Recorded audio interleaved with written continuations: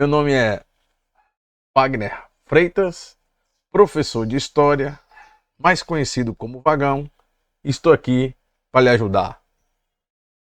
Viaja comigo!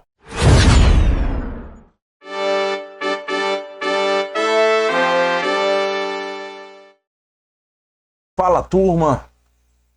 Seja bem-vindo a mais uma aula sobre Brasil pré-colonial. Nós vamos abordar aqui os primeiros momentos da colonização brasileira, que foi iniciada em 1500 e ela dura esse período até 1530. Então, prestem atenção que nós iremos, passo a passo, tentar entender esse período do Brasil pré-colonial. Pois bem, aqui nós já vamos perceber, né, que o período pré-colonial, esse Brasil, ele vai do século XVI ao século XVII. Bom, quando a gente fala do Brasil pré-colonial, não podemos esquecer que ele é de 1500 a 1530, esses são esses 30 primeiros anos. Por quê? Qual é a ideia que se tinha então? Bom, a ideia, na verdade, era o seguinte, era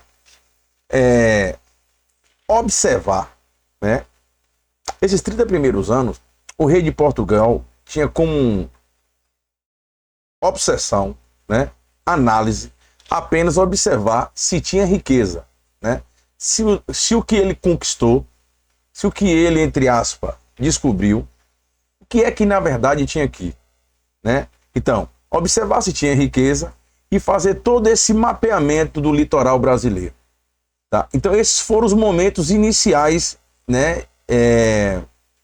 quando as capitanias, as navegações, a frota de Pedro Álvares Cabral, ela chega no território brasileiro, Então, o primeiro momento foi essa tomada de posse, justamente com a frota de Pedro Álvares Cabral, por ordem da coroa portuguesa. Como falei, chega com o intuito de demarcar o território, quer dizer, esse primeiro momento, Portugal tem que definir, que, na verdade, essas terras têm dono. E aí vai impedir que outras potências europeias possam tomar esse território, evidenciando nesse ato que não estavam descobrindo o Brasil ou sequer chegaram no continente americano por engano. Não podemos esquecer, principalmente aqui por esse cara aqui, Duarte Pereira, Duarte Pacheco Pereira, que é Duarte Pacheco Pereira. Esse cara, em 1498, ele fez o primeiro contato com esse Brasil, sem dizer das evidências anteriores, os irmãos Pinzon, é outra evidência, entre outros navegantes e até mesmo de outras nacionalidades, Os irmãos Pinzon eram espanhóis, mas isso aí é uma outra história, tá? Esse Duarte Pacheco Pereira, ele vai realizar essas coletas de informações, tendo em vista o território descoberto por ele mesmo, tá? Então, mas quem vai, como aqui está bem colocado, quem vai realmente demarcar esse território vai ser o Pedro Álvares Cabral, tá? Muito bem. Isso, 1500. Ok. Logo depois, o que a gente tem que entender nesse período pré-colonial foi exatamente o que nós chamamos do choque cultural, que está muito bem descrito lá na carta de Pero Vaz de Caminha, E diz que ao desembarcar na região da Bahia, né, o Pedro Álvares Cabral, vai ocorrer esse primeiro contato entre, né, os colonos portugueses e os indígenas que aqui estão, que na maioria das vezes, aqui, ó, são de língua, de tronco tupi, né? Ou tupi e tapuia, né? Olha bem esse mapazinho aqui, né? É bem interessante, né? A costa brasileira, como ele era, né, denominado, possuído, como essas terras, na verdade, tinham os donos indígenas, né? Como nós podemos ver aqui, né? O Tupiniquim, Tupinambá, né? Caetés, é muito aqui da nossa região aqui, né? Da Bahia, né? Os Aimorés, tá? Então é interessante a gente perceber esse mapa, porque esse mapa nos evidenciam os nossos grupos indígenas que aqui viviam, tá? Então esse slide aqui, ele trata exatamente desse choque cultural, né, entre os portugueses e esses indígenas, né?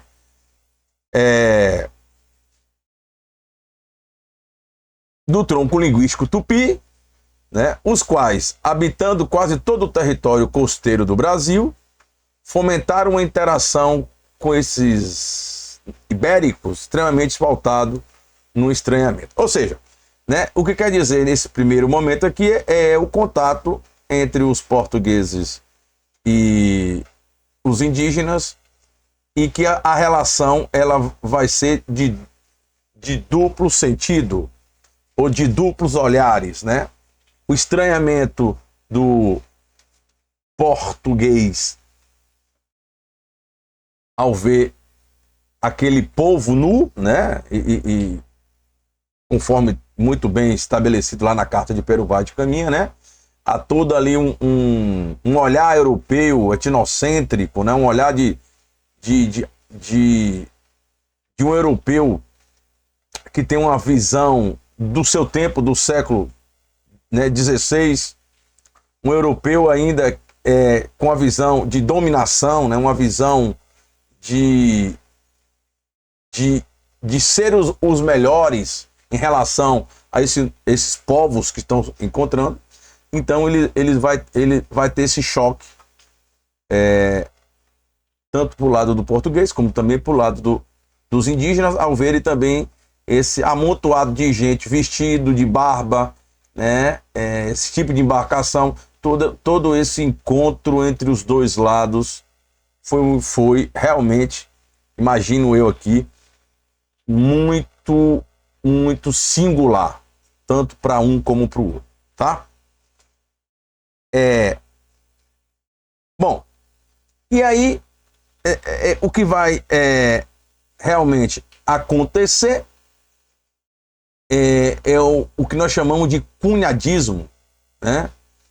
Ou seja, foi a prática de tornar a colonização um território brasileiro, uma realidade, né, no futuro próximo. Por, de certa forma, foi um ato diplomático de aproximação entre os povos portugueses e indígenas, né?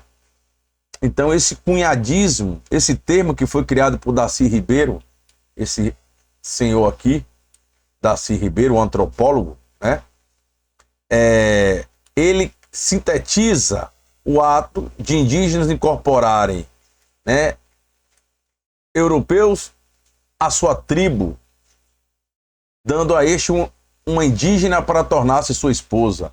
É esse primeiro contato entre o índio e o colonizador, em que esse ato íntimo, né, das mulheres, né, indígenas, elas terem esse primeiro contato, até mesmo sexual, com o europeu, né? Então, uma evidência desse momento aqui é exatamente, né, essa miscigenação que, com a chegada dos escravizados da África, acontece essa miscigenação, né, entre, podemos ver aqui o branco e o índio, que dá o mameluco, né? O branco, o colonizador com o africano, que dá o chamado mulato, e o africano com o índio, que dá o cafuzo, né? Então esse aqui é o momento desse primeiro momento da miscigenação, né, étnico-racial entre o colonizador, o indígena e os negros oriundos da matriz africana. Ok? Muito bem. Bom, então esse período pré-colonial, ele teve como característica exatamente esse momento entre os portugueses e os indígenas, né? Não podemos esquecer que esses 30 primeiros anos, ele foi realmente de observação. Observação se tinha riqueza, fazer esse mapeamento do litoral brasileiro, e aí vai, né, no aspecto da economia, como é que vão acontecer essas relações, né, entre o colonizador e o índio. O que se observa? O colonizador, né, ao chegar aqui no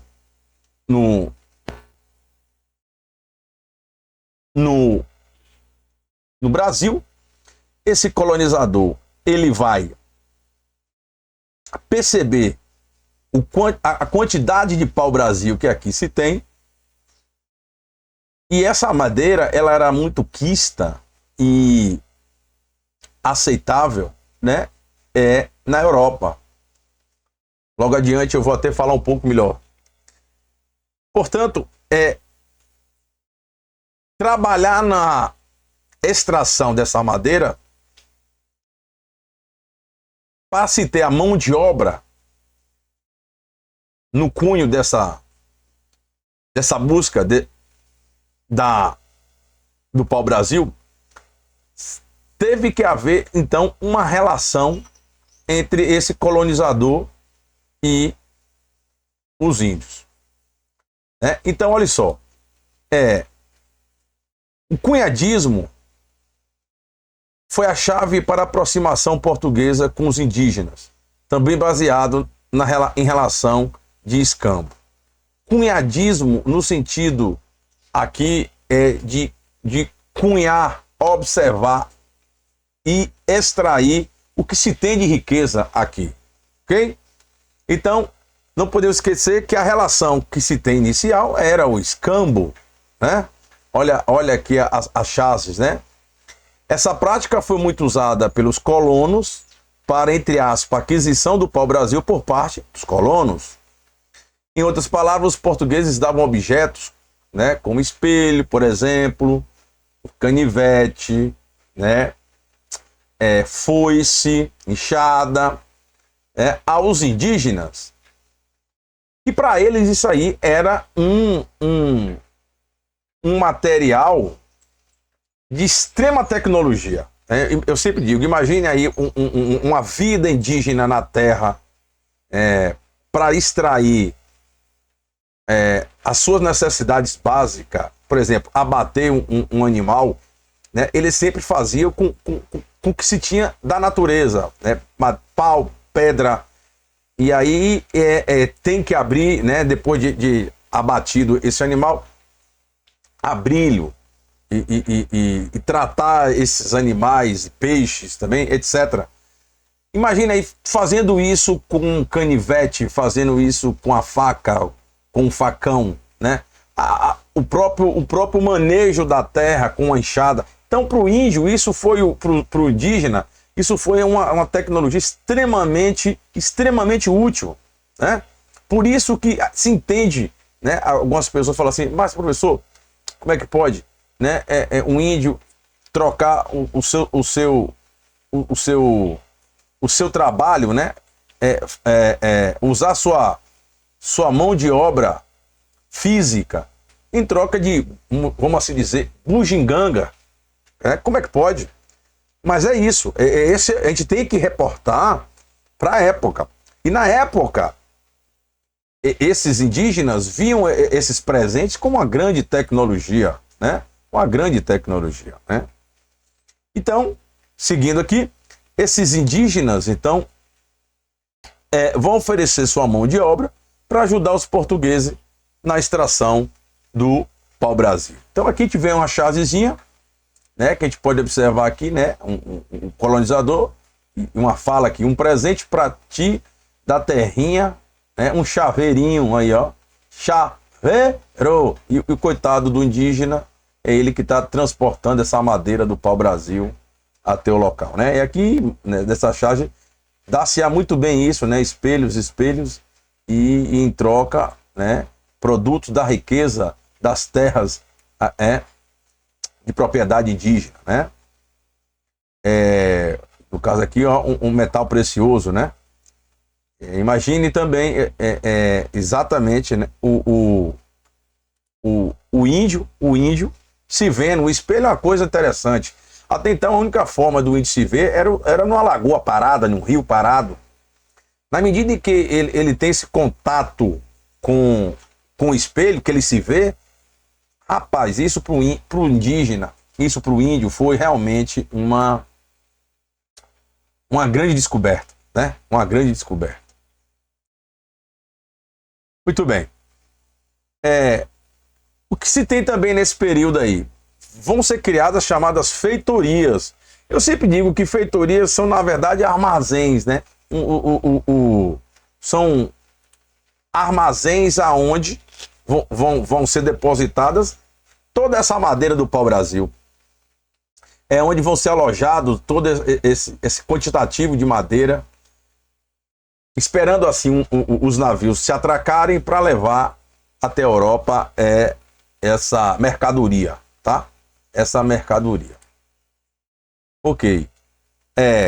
Então, as feitorias tá aqui, né? O pau-brasil adquirido era colocado em feitorias, que era o quê? Entreposto comerciais que ajudavam as caravelas na sinalização para a chegada do mesmo no continente. Tudo bem? O próprio pau-brasil que eu estou falando aqui, né? Olha ele aqui, né? Uma árvore do pau-brasil. Tem muito aqui na nossa região, principalmente no extremo sul da Bahia, né?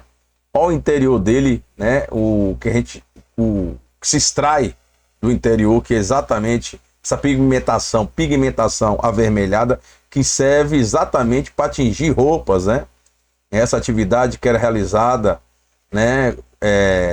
E muito quisto lá na Europa, né? Então tá aqui, né? O pau-brasil. Essa extração do pau-brasil constitui o principal símbolo do período pré-colonial brasileiro e era realizado em larga escala na época, né? Pelo valor agregado à madeira dessa espécie de árvore, extremamente cobiçada para a produção de móveis e para o tingimento de vestimentas, tá? A importância que teve o pau-brasil. Muito bem. Classificação da economia, né? Então, todas essas características desse período aí pré-colonial nos diz que a economia que regia aqui no Brasil era o que? Uma economia extrativista, uma economia voltada para a extração do que? Do pau-brasil. Não tinham nesses primeiros 30 anos uma ideia de produção, né? Uma ideia de valorização e, de certa forma, de fixar o homem à terra. Uma vez que a coroa portuguesa não estava nem um pouco interessada em desenvolver um processo extremamente dispendioso e arriscado de colonização na época. Então, esses primeiros momentos que a gente tem de Brasil pré-colonial, é exatamente isso, né? Repito, é observar se tem riqueza, é fazer todo esse mapeamento do litoral brasileiro, né? Portugal está muito bem ainda com o seu comércio lá no Oriente, né? Não há necessidade ainda do rei de Portugal fazer um investimento muito caro aqui nas terras brasileiras, tá bom? Mas Portugal vai ficar atento, de olho, né? Cada vez mais colocando sua bandeira portuguesa nessas terras e dizendo que tem dono, sim, principalmente com medo de invasões estrangeiras, como os franceses, ingleses, né? Futuramente os holandeses. Então esses 30 primeiros anos realmente foi de observação, de análise territorial, mais óbvio, já explorando aqui principalmente o pau-brasil. Não podemos esquecer que a primeira expedição chefiada foi por Gaspar de Lemos, né? A primeira expedição que foi chefiada foi por Gaspar de Lemos. Esse colonizador, como vocês estão bem vendo aí, né? Que em 1501, né? Ele vai exatamente ter como obrigação, vamos assim dizer, obrigação fazer o quê? Fazer com que aqui, essa primeira expedição, né, de Gaspar de Lemos, em 1501, ele teve como princípio nomear diversos locais de acordo com o santo do dia, né? Então, aquilo que ele ia encontrando e achando, ele vai batizar, e ele vai fazer, ele tem como função essa prática conforme os dias que se comemoravam os santos em Portugal, né? Então, por exemplo, se achou no momento em que Gaspar de Lemos encontra o Rio São Francisco, né? O Rio São Francisco era porque estava se comemorando o dia de São Francisco de Assis, lá em Portugal. Então batiza esse rio de São Francisco. Assim como o Baía de Todos os Santos também é semelhante, entre outros, né? Então, a primeira expedição ela foi chefiada por Gaspar de Lemos, tá? E o primeiro a explorar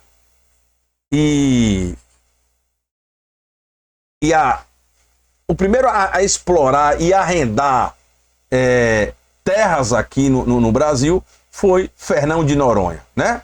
Então, Fernão de Noronha foi o primeiro arrendatário que vai fazer um investimento aqui no Brasil, tá?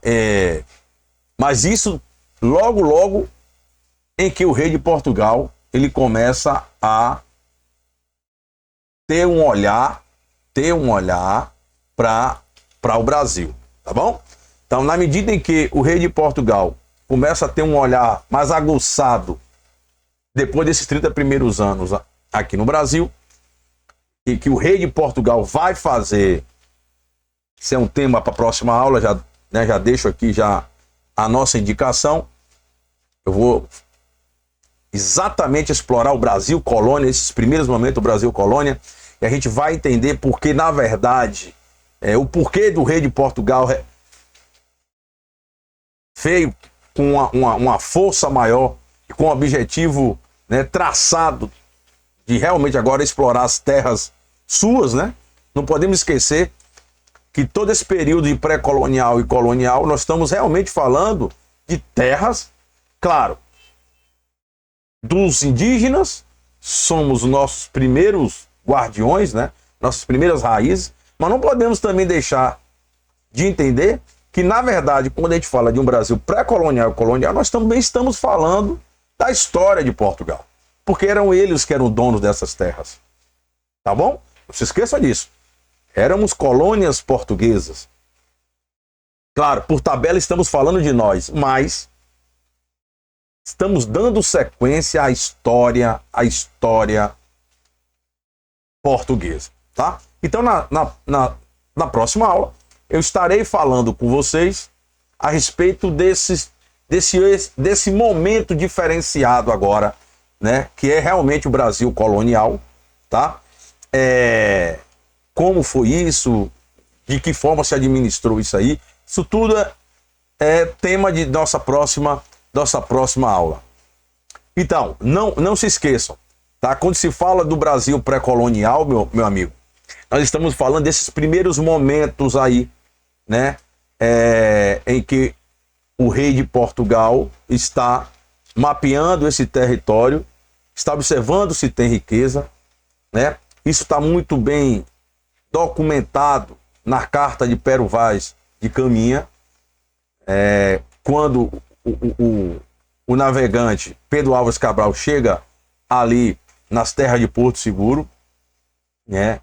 E aí o rei de Portugal, nesses momentos, logo depois desse fato histórico, o rei de Portugal então começa, né, a extrair o que se tem né, do Brasil, e de imediato o pau-brasil ele vai servir como uma mercadoria de bastante valor na Europa, né? E não só como madeiramento, né? Para construções de navios, casa, etc. Mas também, né, o seu néctar avermelhado vai servir para tinturaria, né? A minha camisa aqui, vermelha, né?